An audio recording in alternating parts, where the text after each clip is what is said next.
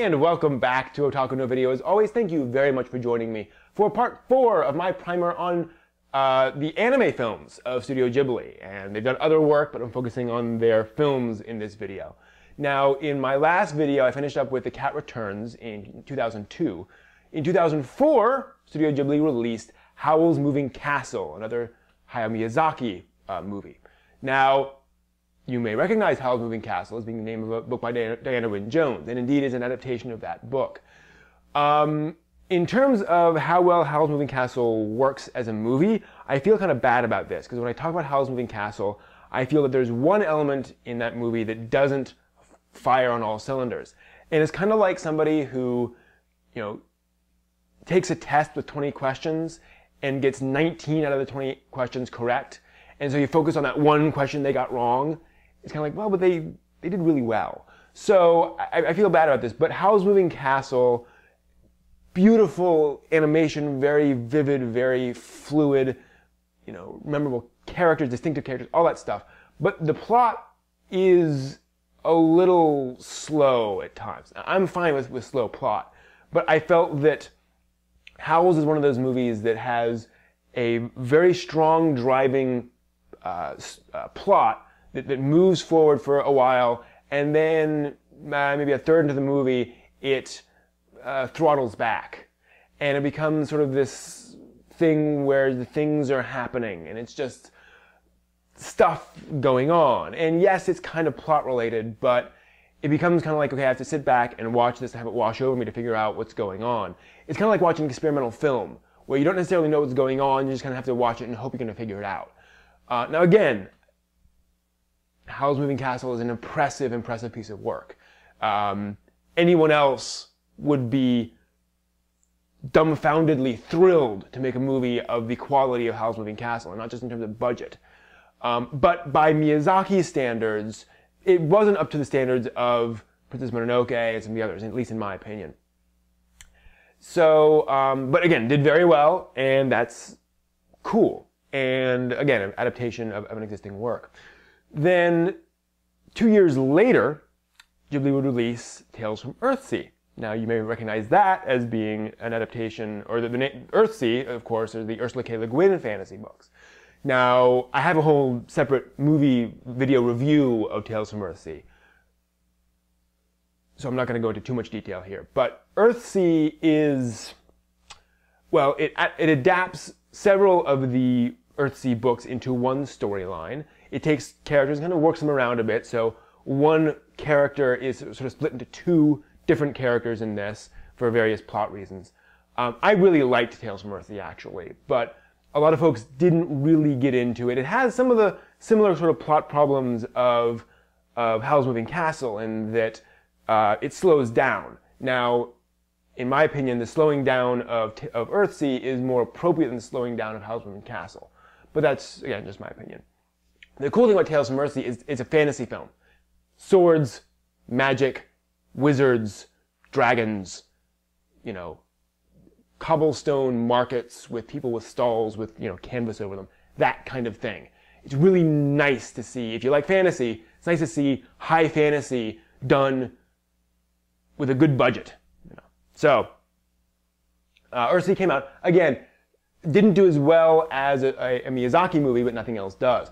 And that's an interesting point, is that when Hayao Miyazaki releases a film, his films do 5 or 6 times as much business as a film by anyone else at the studio.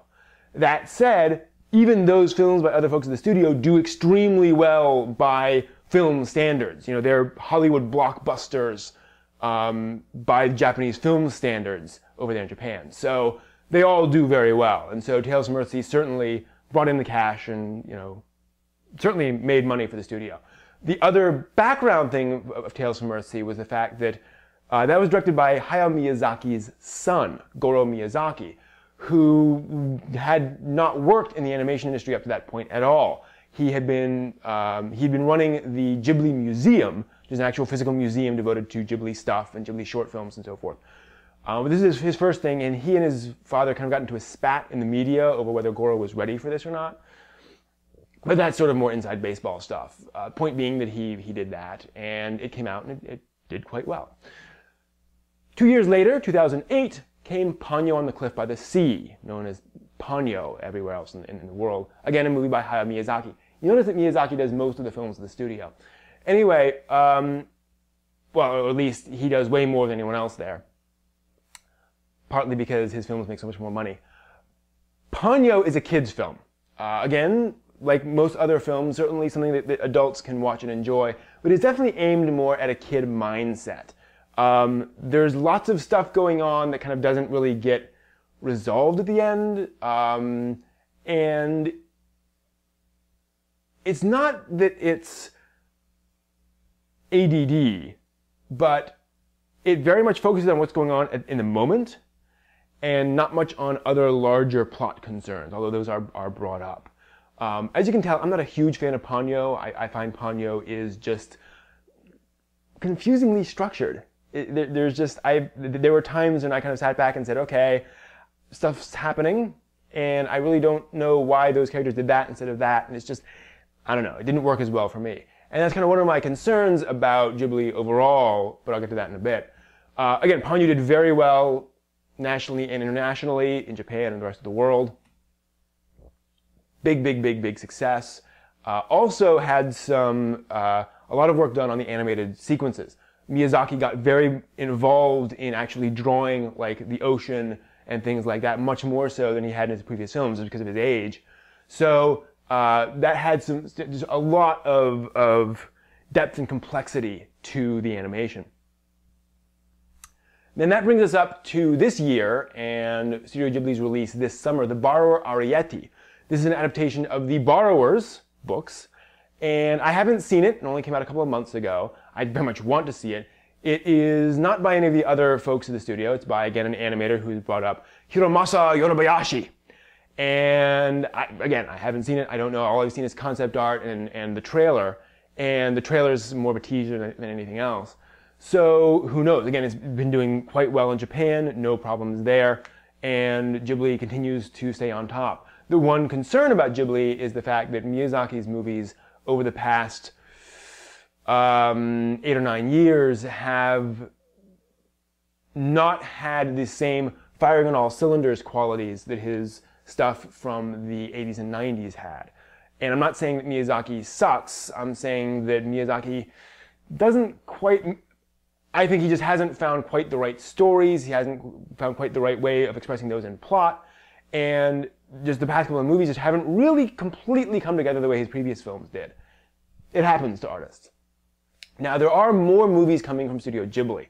They have announced, although you never quite know if these are all going to work out, that new movies are coming from Goro Miyazaki, Hayao Miyazaki, and Isao Takahata. Now, we don't know what Goro's or Hayao's films are going to be. We do know that Takahata's film is going to be an adaptation of The Tale of the Bamboo Cutter. This is the earliest known Japanese story that is still known, kind of like Epic of Gilgamesh in Western literature. But it is kind of a science fiction story. It's actually more of a fairy tale, from what little I've seen. And he's adapting that, and based on the early concept art, it looks like they may be trying to mimic the art style that Takahata used in My Neighbors the Yamadas, that kind of watercolory pastel design. So that'd be interesting to see how that works. So certainly more Ghibli stuff coming down the pike. It keeps on coming, and they're doing so well that, hey, why not? Ghibli is one of the largest anime studios. They tend to do pretty much everything in-house, and they do a lot of it. You know, they have a lot of animators working on their projects. Now, as another little side element, because I have a little bit of time here, from what I've heard, Studio Ghibli, the studio, has been described as an amazing line on the resume, but not someplace you'd want to work. Saying I worked at Studio Ghibli is an amazing thing, but you put in insanely long hours. We're talking 12 to 14 hours a day, 6 to 7 days a week. You don't have a life outside of the office. You are punishing yourself and just pushing yourself. And you know, Miyazaki will come in and say, "Nope, do it again." 5 times. You know, it is really rough working there, and they expect you to do your absolute best 14 hours a day. And there are, I've actually read animators who said as awesome as it would be to have that, I am not willing to go through the process and go through that from what I've heard from my friends who work there. So Ghibli has this kind of complex reputation of being very high quality, but so incredibly intense and so hard on its workers. It's not that it's not like Pixar, where Pixar is tough to work at because of the quality they expect out of people, but people stay at Pixar for like forever. I mean, they love working there. Studio Ghibli, you don't quite get the same kind of feeling out of people. So that's been one of the sort of more controversial aspects of Studio Ghibli over the years, is the fact that they expect everyone to be workaholics and to kind of have no family. In fact, a lot of the spat surrounding Hayao and Goro Miyazaki was the fact that Goro said that he grew up kind of without a father because Hayao was never home. He was always working. And that's kind of what he expects of his workers. So, unfortunate. But Ghibli has released so many amazing films. Stuff that just, as I said, firing on all cylinders is probably the best description I can have for a Studio Ghibli film. You can have issues with things, you can like them or not like them, but in terms of the qualities that we look for in film, generally speaking, Studio Ghibli has those. They really work.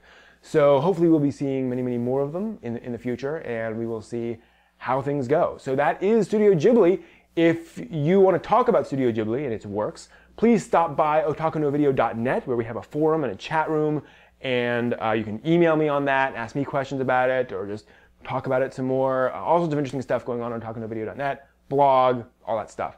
And please talk about it. So that's the primer, and until next time, keep finding good anime.